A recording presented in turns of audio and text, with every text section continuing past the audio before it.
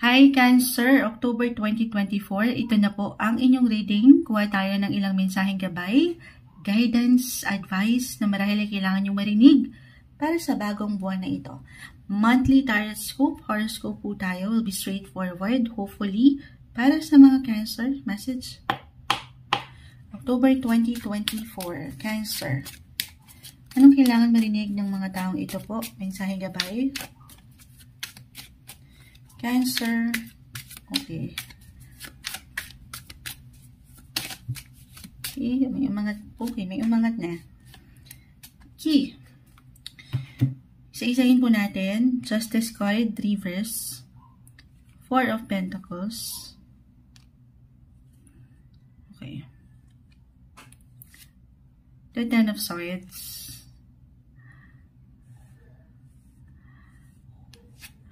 Four and four. Four of Wands and the Seven of Cups. 4 and 4. Okay. So, may pagbibigay diin pagdating sa usaping emosyon, relasyon, especially pagdating sa inyong pamilya. Meron ba kayong ilang ganap dyan lately? I have my sun sign in Cancer at sobrang mag-a-apply ito actually sa ilang pinagdadaanan ko lately. O diba, nag-share, pero may ilang ganap, may ilang imbalance na parang, I will be honest, 10 of Swords, guys. Kita nyo naman. May 10 espada na nakadagan. Hindi po madali. Hindi nagiging madali. Pakita natin sa live. Tayo po ay live na live. Hindi po isang medical advisor ang Moonchild. Live in general to. Just only take what resonate. Kahit pa pare-pareho tayo as a Cancer. Sun sign in Cancer. Ang bawat isa pa rin po ay magkakaiba. It could be physically, mentally, emotionally, or even spiritually. Financially. Bakit natin? Lahat na. Depende kung saan kayo nag-iiwan ng prioridad. Or nasan yung focus nyo, or magiging focus nyo ngayong buwan, Cancer. At ayan, maaaring hindi po ito madali, or nagiging madali ngayon pa lang. Daman nyo na. May ilang struggle. Parang, sandali, parang hindi ko to deserve. Hindi ko ito deserve yung ganitong treatment or pakiramdam na pwede ihain ng mundo or ng buhay sa inyo ngayong buwan. Pero, sabi nga nila, as a Cancer, very emotional, sensitive at times. Most of the time, actually, hindi maiwasan kasi natural yan.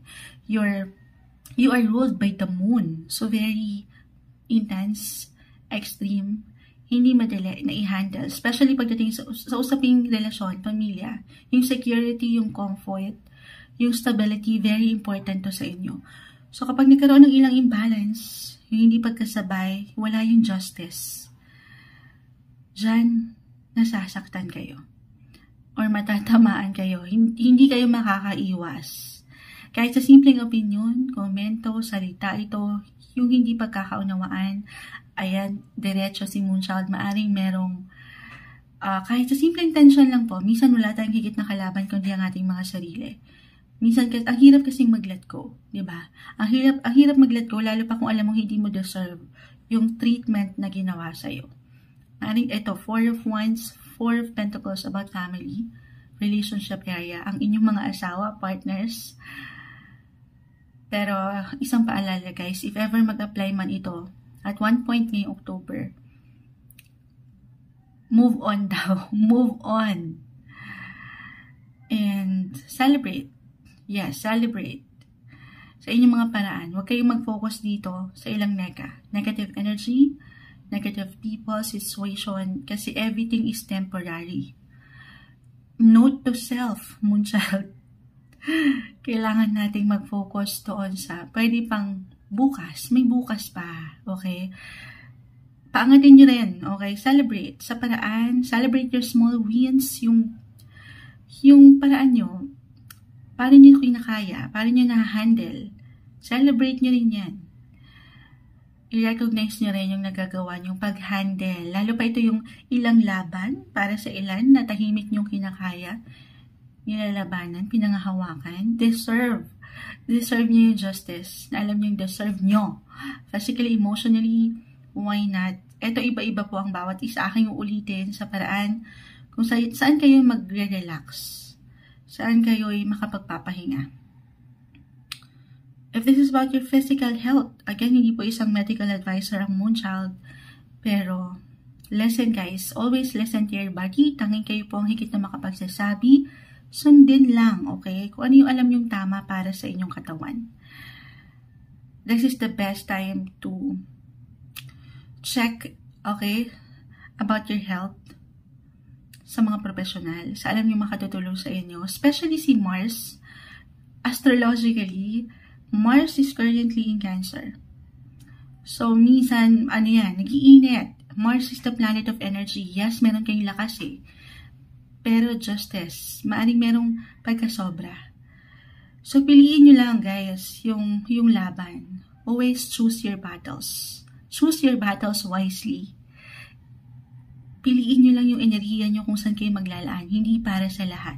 Kung kailangan kayo lang muna, sa inyo lang muna. Self-love is not selfish.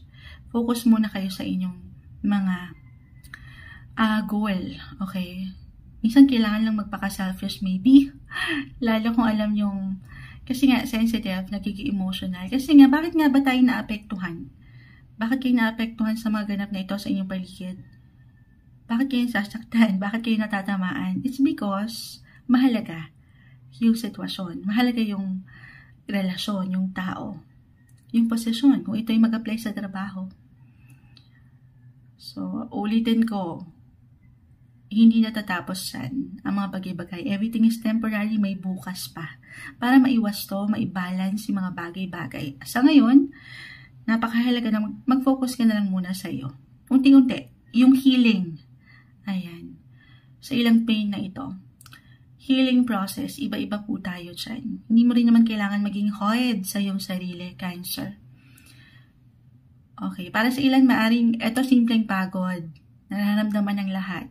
Physically, mentally, emotionally, maaring ang daming pwedeng ihain sa inyo ng universe ngayon. October 2024, ilang gawain, ilang ganap, ilang invites. As a Cancer, may tendency, minsan mahirap tayong mag-no. Yes, opportunity, pero pakiramdaman din ang sarili. Kaya pa ba? Kaya ba ng katawan? Lalo pa kung meron kayong gustong tugunan sa usaping pinansyal. Yes to offers, extra work for an extra income. Pero sabi nga nila kung may extra work, of course, kaakibat niyan yung extra responsibility. So, tanungin ng sarili, pakiramdaman ng iyong katawan, tapikin ng iyong balikat, kaya pa ba? It's okay to say no. Minsan, Cancer. Dito tayo sa mas positive. Medyo kasi nauna natin yung ilang imbalances, yung hindi maganda. Oo, sa true lang yung iba. Very normal guys, sumaharap tayo sa ilang ganap na hindi kadalian. Pero ito naman, para sa ilan, actually, na ready na, meron tayong, if ever tapos na to, may ilan ang ganap, this time, matatanggap nyo na yung hustisya. Kasi sa aking ulitin, yung healing po, magkakaiba tayo, bawat isa. Maaring ngayong October, dadaan na kayo sa recovery, matatanggap nyo na yung hustisya. It's time for celebration. Ayan, merong yung invites na aking na-mention. Kung hindi ito mag-apply sa inyo mismo, maaring ito po ay may patungkol sa ilang miyembro ng pamilya, or kapareha, your circle of friends, or groups, meron mong ikakasal. Or may wedding, event, party kayong pupuntahan. At dito magiging handa kayo. Or maybe, be open sa ilang possibilities ng pakikipag-socialize, pakikipag-usap. Maaari kasing makatulong yon. Malaking bagay na kahit paano meron kayong alam mo yun, yung healthy distractions na kahit paano may divert yung energy nyo sa mas may comfort, okay? Unti-unti, magpalamig lang muna, lalo kung meron kayong talagang ilang tension na kinaharap or disappointments when it comes to relationship. Okay? At the end of the day, Positive lang tayo. Hindi madali. Madaling sabihin, mahirap gawin. But you will have that mental clarity para ma-resolve ito. Kahit sa simpleng pakiramdam. Life must go on, sabi nga nila. Tuloy lang tayo. Relax your mind. Pahinga rin pag may time ngayong October 2024 para sa inyo, Cancer.